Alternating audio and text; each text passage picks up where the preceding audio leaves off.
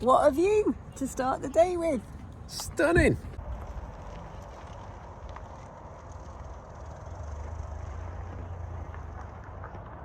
We're setting off on a much bigger challenge than we've done previously. We're walking for the next 5 days on the southern loop of the Shropshire Way. We started off on Lyth Hill this morning. It's a beautiful morning, lots of mist in the valleys, and we're looking over towards the Streatham Hills. Our next stop is the Bridges, which is sort of halfway, and we're going to make our way to Bishop's Castle, which is a little town in South Shropshire, which has a really good pub to go to.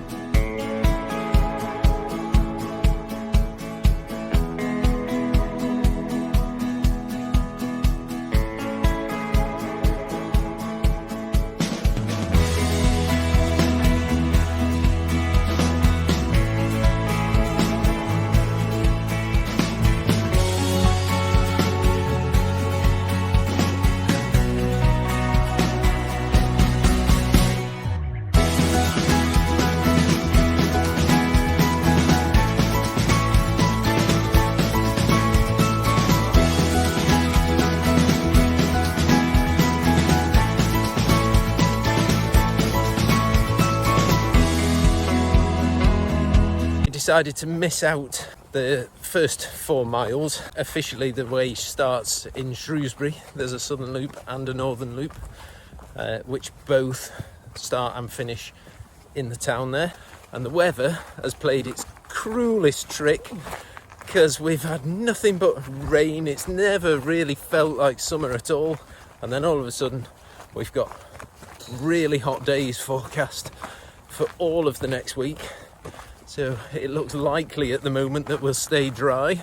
Lyth Hill is the first hill on the Shropshire Way, and it's a place where I used to come walking a lot as a child. And it's also important because one of Shropshire's literary greats, which is the author, or which was the author, Mary Webb, who wrote a brilliant book called Gone to Earth. She actually lived here in a cottage. She's from my village, which is Ponsbury, but she also spent quite a lot of time here. And apparently she loved it here, and she was very happy here and very inspired in her writing during her time here. Some of the locals enjoying the path. Hello, little calf. Hello. Hello.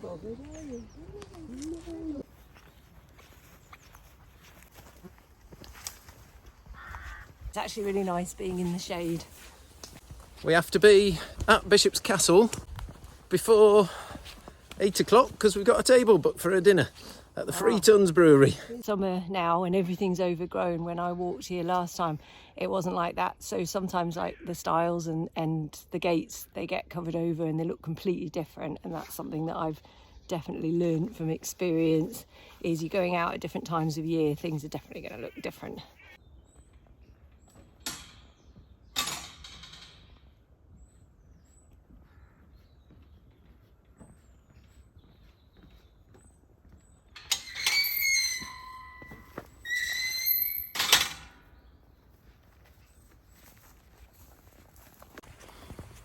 First proper bit of climbing that we've come to. Just a long, steady incline, but definitely feeling the heat of the day already. These are a great idea. Sit mat, 40 grams, so it's barely any weight in your pack, but you can sit anywhere without getting a wet arse.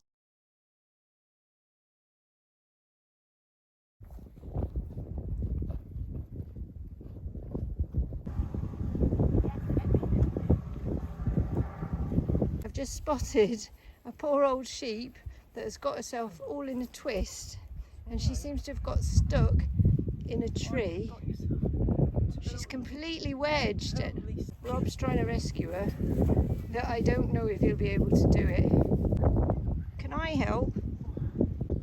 Success!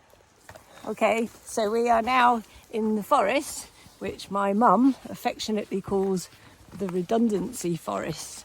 And I think it's not officially called the redundancy forest, but we all call it that now because it's where my mum found out that she'd been made redundant from her teaching job, and she came up here for a walk on that day to try and console herself by getting out into nature, and that's why it's called the redundancy forest. And we're going to come to the Bridges, which is a really lovely pub, and it has a stream and a sort of beer garden outside, very old pub, and we're going to sit and have a drink and a sandwich, and then get some energy to carry on for stage 2.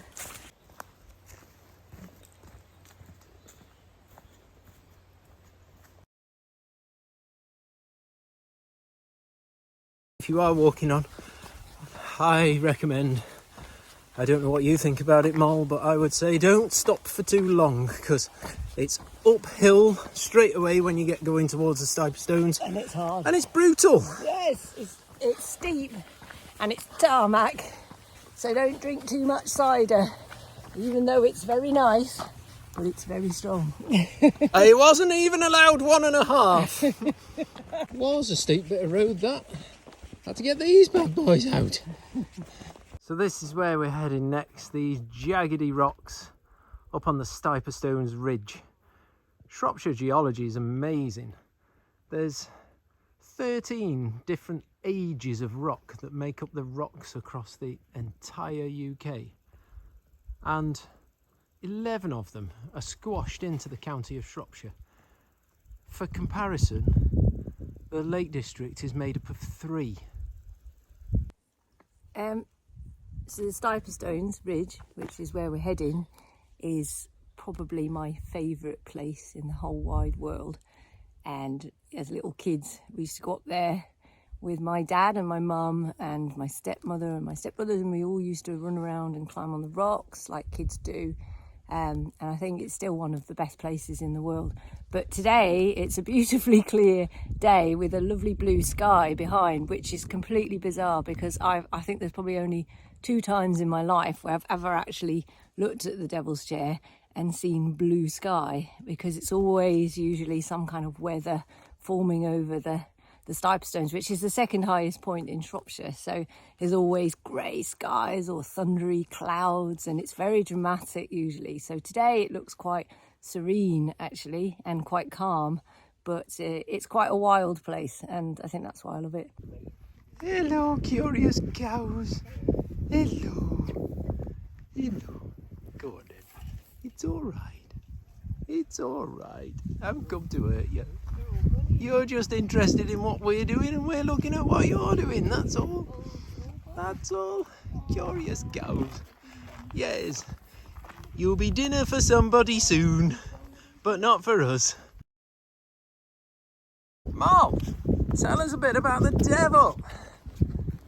So the rocks over there, that one there, that actually does look a bit like a chair, is called the Devil's Chair. And there's a Shropshire myth or legend, a story about how the devil roams around up here. And I think it's like one night of the year, I don't know what night it is. I always think it's the solstice. And you get to see, they come up here, you might see the devil, and if he's angry with you, he throws rocks at you because he has rocks, and he wears an apron apparently.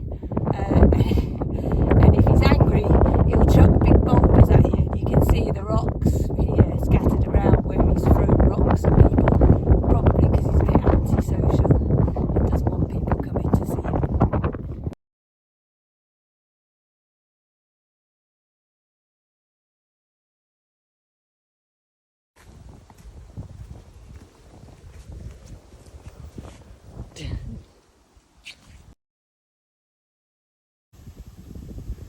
It's this avenue of trees. You see the big old beech trees here. It's a place Molly brought me to, and it's one of my favourite places. The noise of the wind rustling through the leaves on the beech trees is absolutely amazing. The original line of beech trees that stood here were planted by prisoners of war during the Napoleonic Wars. As prisons go, The view's not bad either. a beech tree lasts about 200 years, which does kind of tie with them all dying out round about now. The fact that they're replacing them, the fact that they're planting new, just means that in another 200 years, our descendants are going to be walking on these hills and they'll be able to think back 200 years before us.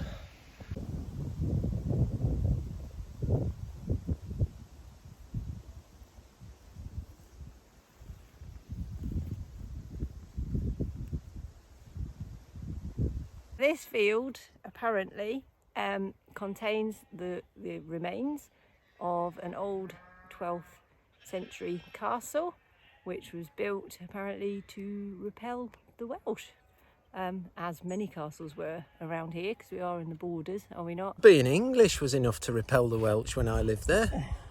And if you turn around, you can actually see, I think you can see where the moat was. So there's nothing left now. That looks like the remains of the moat and the bank going up to where the castle would have stood. But we're headed to Bishop's Castle, and Bishop's Castle, there's ruins of a castle, but there's not much left of that castle. And then we go on to Clun, which actually is a fantastic ruin of a castle. So Getting pretty close to Bishop's Castle now, and definitely starting to think about claiming our rewards in the 3 Tons Brewery.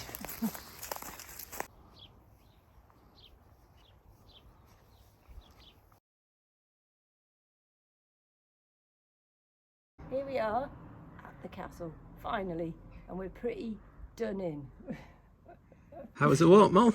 It was great. It was really nice. It was absolutely lovely, but it was very hot in places. It was really nice up on the Stones with a bit of a breeze blowing across. That was a bit of respite, but yeah, the heat definitely tires you out, really, doesn't it? It makes a big difference. Yeah. But we had lots of stops, so that's fine. We did the right thing, and we're here in the castle.